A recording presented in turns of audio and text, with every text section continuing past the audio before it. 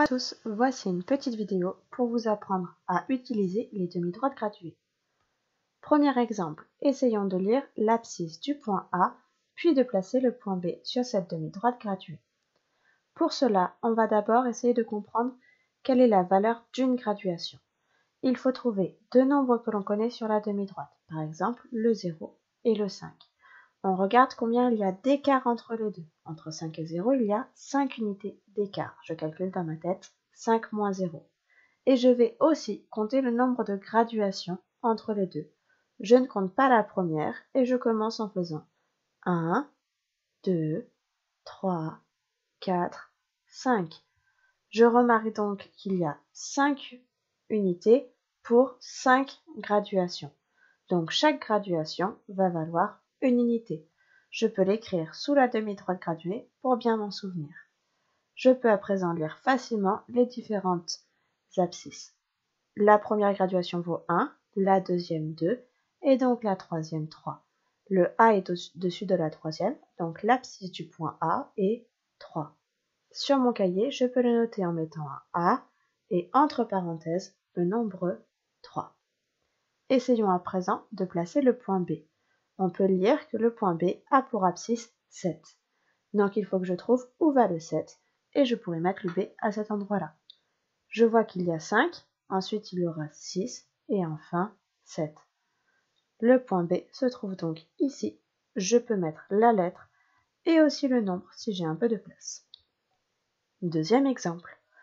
Essayons sur cette demi-droite de lire l'abscisse du point C. Pour cela, on remarque que C est sur une grande graduation, donc on va s'intéresser seulement aux grandes graduations. On voit qu'il y a 0,3 et 0. Entre les deux, il y a 3 dixièmes d'écart, c'est-à-dire 0,3 d'écart. Nous allons compter que les grandes graduations. Donc il y en a 1, 2 et 3. Il y a 3 graduations pour 3 dixièmes. Donc chaque graduation vaut 1 dixième, c'est-à-dire 0,1. Pour lire l'abscisse du point C, il faut donc compter de 0,1 en 0,1.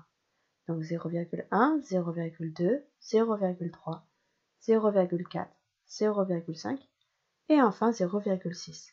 L'abscisse du point C est donc 0,6. Je peux l'écrire sur la demi-droite ou dans mon cahier en mettant C et entre parenthèses l'abscisse du point C, c'est-à-dire 0,6. Nous remarquons que nous avons les graduations en dixièmes, donc nous pouvons aussi facilement placer le point D, qui a pour abscisse 0,8. Nous avons ici 0,6, donc la prochaine grande graduation c'est 0,7, et encore après nous avons 0,8. Le point D va donc se positionner à cet endroit-là, et je peux rajouter son abscisse, histoire d'être bien clair. Intéressons-nous maintenant au point E. Le point E ne se trouve pas sur une grande graduation, mais entre deux grandes graduations. Donc il va falloir s'intéresser aux petits traits. Si je les compte, je remarque qu'entre 0 et 0,1, il y a 10 petites graduations. Donc 10 petites graduations pour 0,1.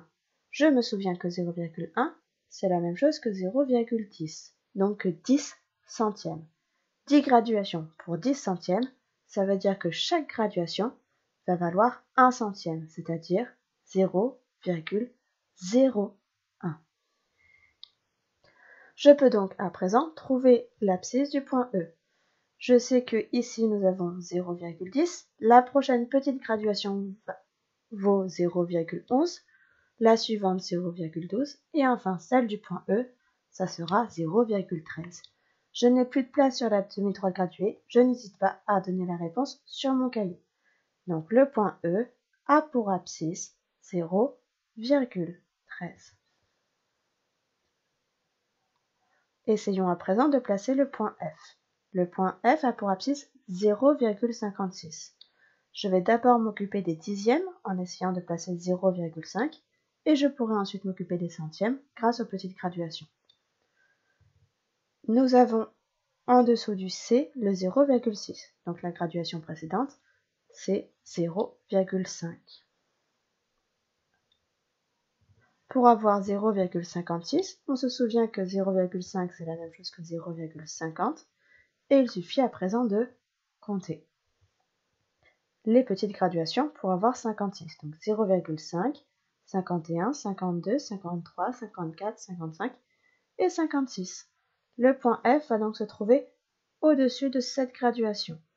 Si ce n'est pas clair, on n'hésite pas à la prolonger pour que le point F soit bien visible. Et voilà, nous avons terminé le travail. N'hésite pas à revoir la vidéo si tu as besoin. J'espère que tu as tout compris et à bientôt en classe.